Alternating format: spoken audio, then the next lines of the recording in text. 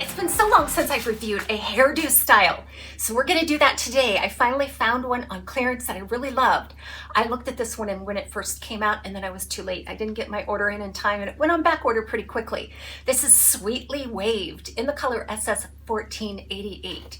So I'm glad I snapped this up. This one definitely deserves a place in my affordable wig series.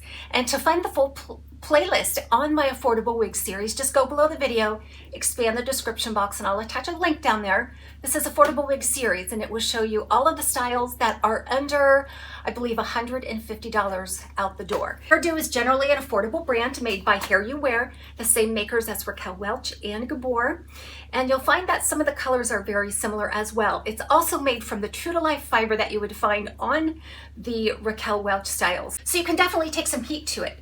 If it's unruly right out of the box, or you just want to tweak it a little bit to make it your own, you can definitely use your heat tools on this particular fiber. On most hairdo styles, you'll find an open cap, meaning open wefts on the top, sides, and back. And depending on the style, you will have a lot of permatease or not very much. Typically on the longer and more curly styles, you'll see a little bit more permatease. But on some of the hairdo styles where it is a short pixie cut, it's got a really slim profile, you don't find any permatease at all. So I really enjoy this brand for their diversity in their styling.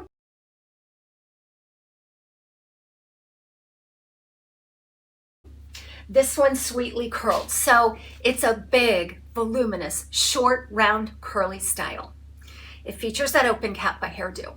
So you're gonna see open wefts, top, sides, and back. Lots and lots of permatease. The permatease does serve a purpose though. It's to create and sustain all of this curly volume. It's absolutely adorable, but I will tell you one thing.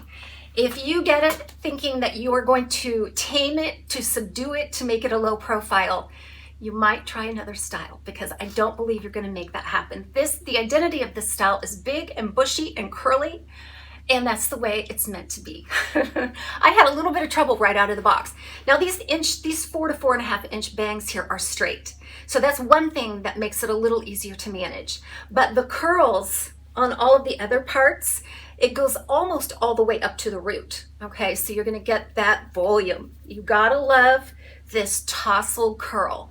So it's kind of like a broken ringlet all the way around, and then as you start to get up towards the crown, just these little round half curls. And you wanna get your hands in there and just wake up the permatease to bring out all of this curl, and then you can set about managing it. And by managing it, I just mean make it cute for you. Put clips in it. We'll try some of this in styling too. There's a lot you can do to change the profile of a curly wig just by using styling. So let's talk about this color real quick. This is SS1488 Rooted Golden Wheat. Now this is basically a very warm, medium honey blonde. And then it has some pale gold blonde in it. It's a very warm blend. I've seen a lot of variation in this color. Sometimes it's dark and muddy and ruddy and rusty looking. Other times it's more light and bright. This one kind of falls somewhere in between. You can definitely pick out that warm honey and then the pale gold blonde. A warm, warm color on a medium golden brown root. Personally, I wish they had an option for a lighter blonde. More like a shaded biscuit kind of blonde, like we see in the Toni Bratton line. Their light blonde is very similar to shaded biscuit. Now I will say that the Hairdo brand fits me large. It fits me very much like a Raquel Welch. So it's more suitable for an average large than it is for a petite head circumference, okay? So I cinch it in as far as it can go, and I'm still getting lots of baggy cap all the way around. You can see all that play in the cap up there.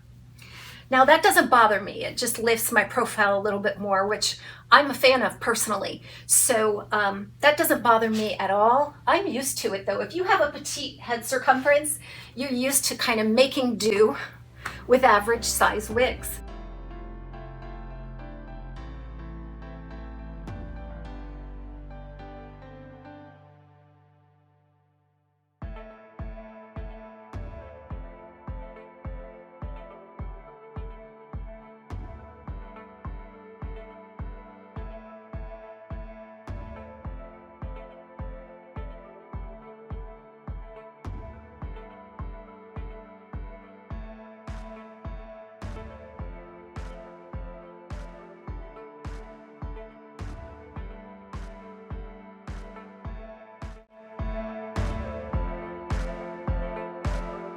this style is right out of the box. The first thing you're gonna wanna do is shake it upside down.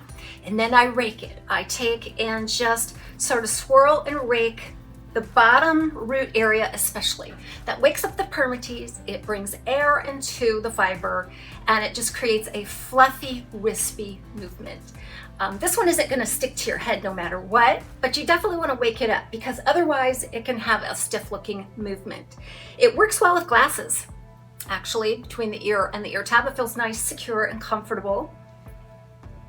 There's not too much permatease right there at the ear tab. So let's go ahead and just move it around. I'll play with it a little bit, give you some ideas for styling, because sometimes if you like curls, you just kind of wonder what to do with them, how to make them yours, and how to feel comfortable going out in your curls. Everybody have a great day. We'll see you soon right back here on TAZS's Wig Closet.